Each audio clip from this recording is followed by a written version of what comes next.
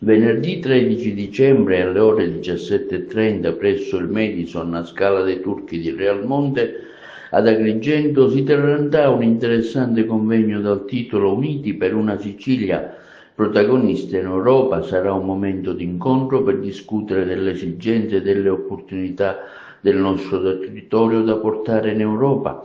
Saranno presenti gli onorevoli Luca Sammartino, deputato all'Ars e leader della Lega in Sicilia, il senatore Nino Germanà, segretario regionale della Lega, l'onorevole Anastasio Carrà, commissario provinciale della Lega Agrigento, l'onorevole Salvo Geraci, presidente del gruppo parlamentare Lega all'Ars, l'onorevole Nicola Cristaldi, i futuristi e altri dirigenti di figure istituzionali della Lega in Sicilia.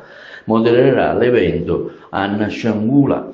Sarà un'occasione importante per discutere con il gruppo Patrioti per l'Europa e la deputazione presente delle opportunità e delle sfide che la nostra Sicilia deve affrontare per diventare protagonista in Europa.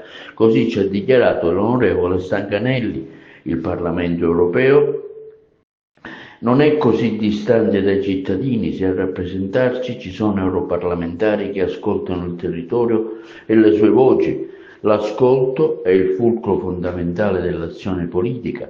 Si parlerà di idee e progetti, di presente e di futuro della nostra Sicilia. L'incontro sarà moderato dall'Anna Sciangula.